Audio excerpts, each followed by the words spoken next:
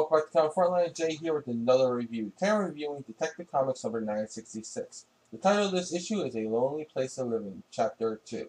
It is written by James Tynion IV, pencils are by Eddy Barrows, inks are by Eber, Ferreira, colors are by Adriano, letters are by Sal Cipriano, cover is by Barrows, Ferreira, and Lucas, and variant cover by Rafael at Albuquerque. Present-day Red Robin Tim and his future Batman of Tomorrow Tim face off against Doomsday and escapes Oz's prison. Back on Earth, both Tims discover something that has profound impacts on them.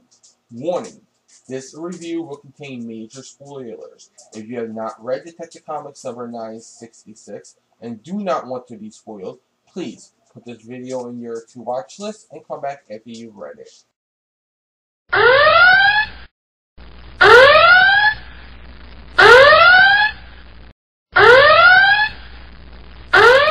Okay, so if you're still here, then you've either read this issue or you want to be spoiled anyway. Either way, let's get to it.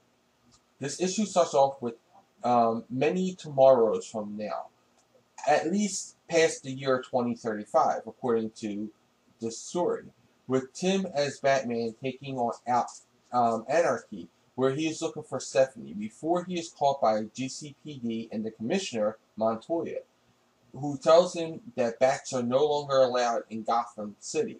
Tim returns to his Batcave where Brother Eye is his Batcomputer, and we see him talking to the future Connor, who is now Superman, and tells him that Cyborg's team is preparing another attack raid on the fortress, and that the Titans of Tomorrow need their Batman.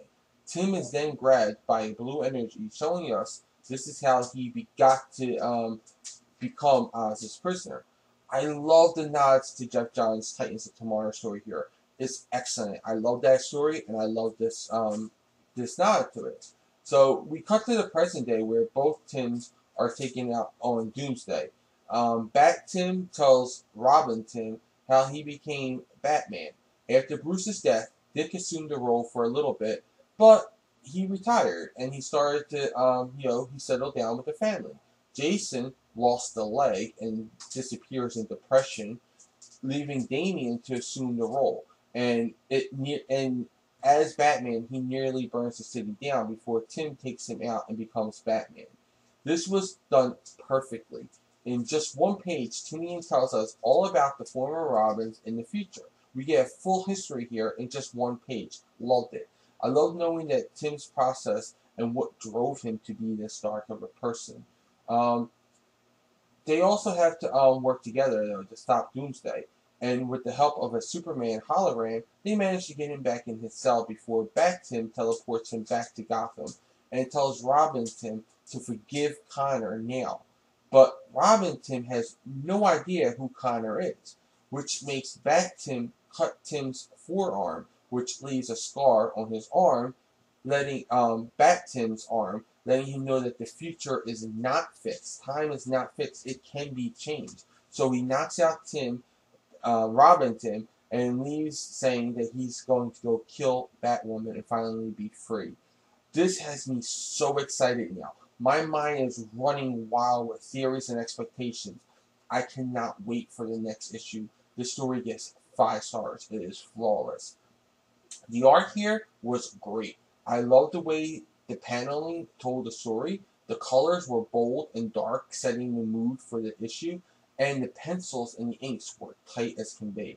The emotion on Bat-Tim's face when he realizes time isn't fixed and he can say, he's finally free was just amazing. I give the art 4.5 stars. Overall, this was another great issue. And it gives me so much hope that my theory for Connor's return is more and more likely. But I think he may not actually make that epic return here, but instead in Action Comics number 1000. With his first appearance being in Adventures of Superman number 500, which was a milestone comic, it would be great if he returned in another milestone book, which would be Action Comics number 1000. But I'd be okay if he actually does return in Detective Comics. Just don't make me wait to Detective Comics 1000 or anywhere near that number. I also wanted to hand it to Tynion, who not only used his run on Detective so far to set the story up, but he also seamlessly worked in Jeff Johns' Titans of Tomorrow story in it as well. So with the story getting 5 stars and the arc getting 4.5 stars, I give this an overall 4 3/4 stars, and I say you'd be nuts if you're not picking this book up. Well, those are my thoughts. Now I want to hear yours in the comments below. Also, like this video, subscribe to Comic Frontline, check out and subscribe to my channel, The Comic Book Theater. Check out comicfrontline.com, the site, for previews, reviews, news, and interviews, along with fun, unique features with daily updates. Continue the conversation and join us on our Discord for free.